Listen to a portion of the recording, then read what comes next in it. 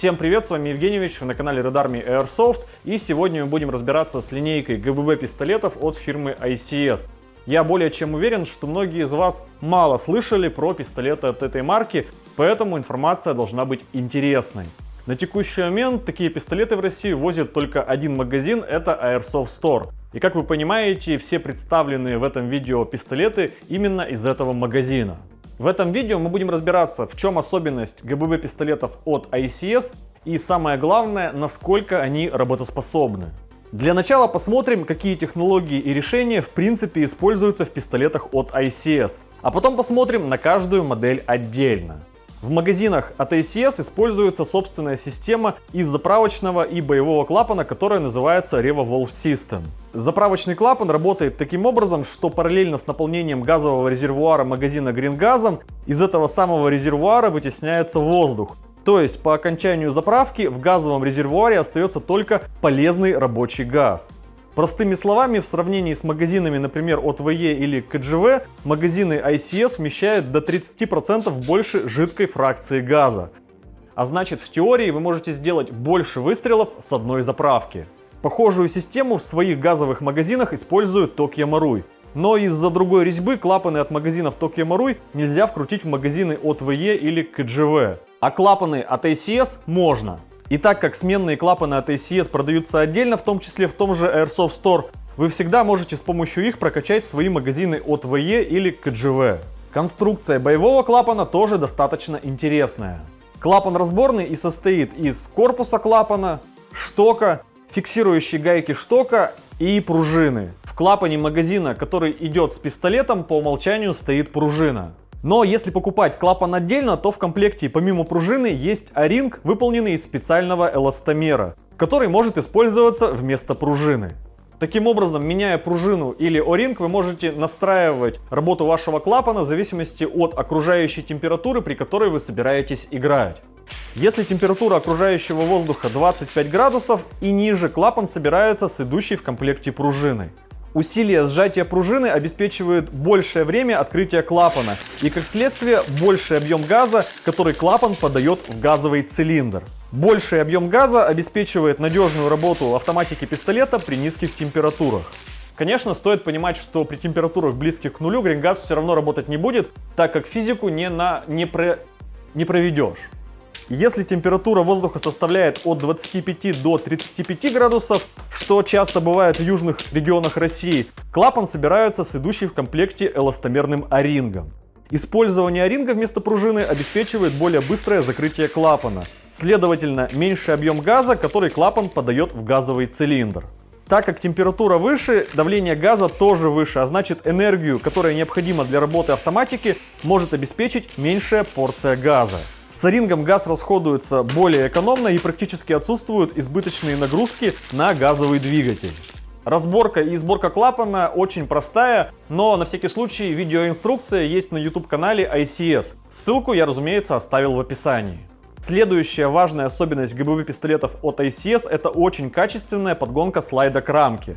Как вы знаете, на недорогих ГББ пистолетах слайд часто имеет поперечные и вертикальные люфты. Это приводит к тому, что в одних случайных положениях слайд болтается, а в других случайных положениях слишком сильно упирается в направляющие рамки. Все это, разумеется, не способствует надежной работе автоматики, да и дребезжащий слайд не доставляет положительных впечатлений от стрельбы.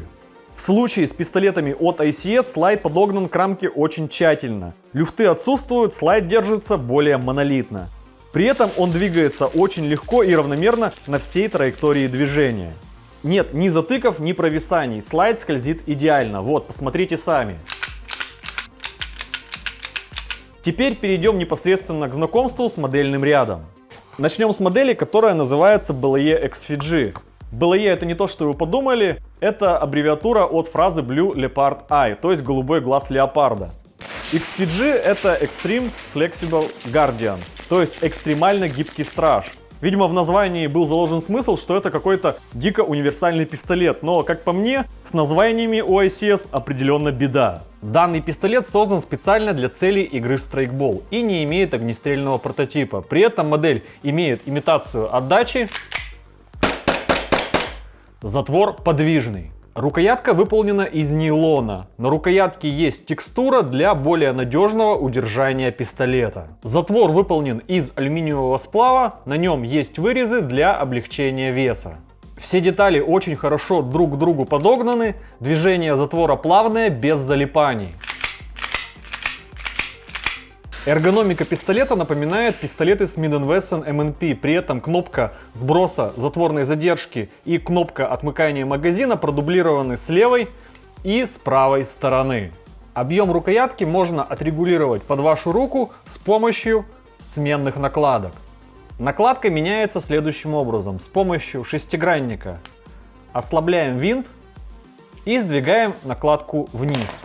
Устанавливаем другую накладку и фиксируем с помощью винта.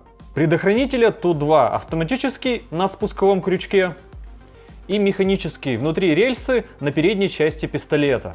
Прицельные приспособления со светонакопительными элементами для более удобного прицеливания при слабом освещении. У этой модели есть регулируемый хоп-ап со стандартной резинкой VSR типа. Для регулировки необходимо снимать слайд. Для установки трассерной насадки в комплекте с пистолетом есть переходник на резьбу М14 левая. Емкость магазина 17 шаров.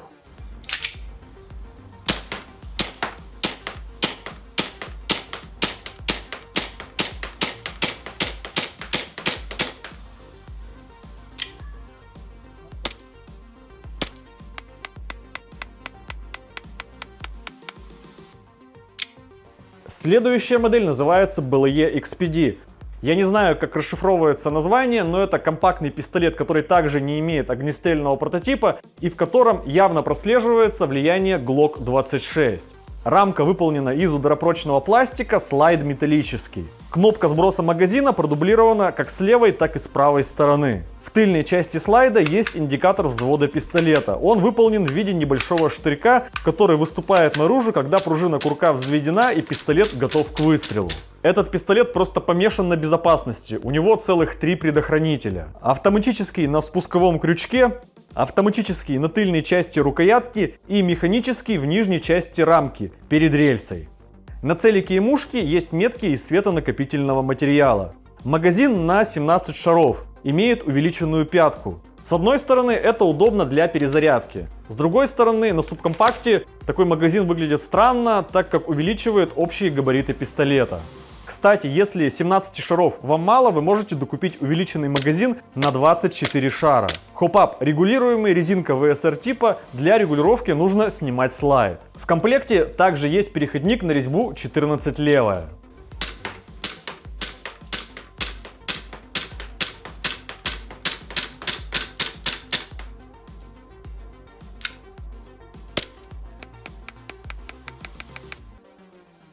Следующая модель — это версия Beretta M9 от ICS. Правда, называется она BLE BM9, видимо для того, чтобы избежать проблем с лицензией. Оригинальных маркировок, как вы понимаете, тут тоже нет, только страйкбольные. Рамка и слайд, как и положено, металлические, причем металл очень даже прочный. У ICS даже есть видео с краш-тестом, в котором они забивают этим пистолетом гвозди. Не верите, можете посмотреть сами, ссылка есть в описании. Лично я со своим пистолетом такое бы повторять не стал. Органы управления практически полностью повторяют боевой прототип, за исключением функции декокера, которой тут нет. То есть предохранитель — это просто предохранитель, и он не снимает курок с боевого положения. Прицельные приспособления стандартные, мушка и целик. На них нанесены метки из светонакопительного материала. Хоп-ап все так же регулируемый, для регулировки нужно снимать слайд. В комплекте с пистолетом есть переходник на резьбу 14 левая для использования с трассерными насадками или глушителями.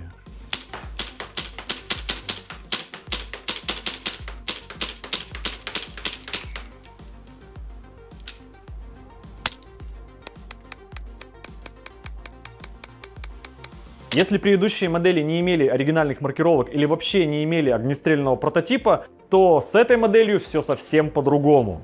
Это ГББ-версия Cord PRS. ГББ-версия Cord PRS от ICS — это полностью лицензированная реплика огнестрельного пистолета Cord PRS от немецкой компании PTW Cord Technologies. По сути, это коммерческая версия Colt 1911 для гражданских стрелков и спортсменов. Сразу бросается в глаза главное отличие от классического Colt 1911. Это ствол, укороченный до 4 дюймов, и слайд, который стал более квадратным и похожим на Glock. Версия от ACS до мелочей повторяет боевой прототип. Маркировки, спусковой крючок, прицельные приспособления, пенал боевой пружины – все как у оригинала. Так же, как и к оригиналу, к этому пистолету подходят накладки на рукоять от Colt 1911. В базе установлены пластиковые, но вы можете установить любые другие. Клавиша сброса затворной задержки, кнопка сброса магазина и механический предохранитель выполнены под правую руку. На тыльной стороне рукоятки есть клавиша автоматического предохранителя. Ход клавиши спуска регулируется с помощью винта с шестигранником. Прицельные приспособления, стандартная мушка и целик выполнены из светонакопительного материала, благодаря чему ими удобно пользоваться при недостаточном освещении. Хоп-ап регулируемый. Для регулировки нужно снимать слайд. Магазин на 15 шаров. В комплекте есть переходник на резьбу М14 левая.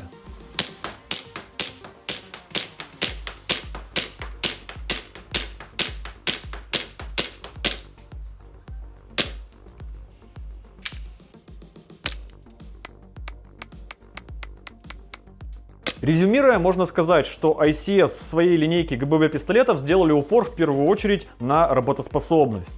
При этом, по субъективным ощущениям, автоматика работает лучше всего на моделях Beretta и Cord PRS. Ценовая категория от 10 до 13 тысяч рублей как бы намекает, что ICS конкурирует с пистолетами от Umarex и Tokyo Marui.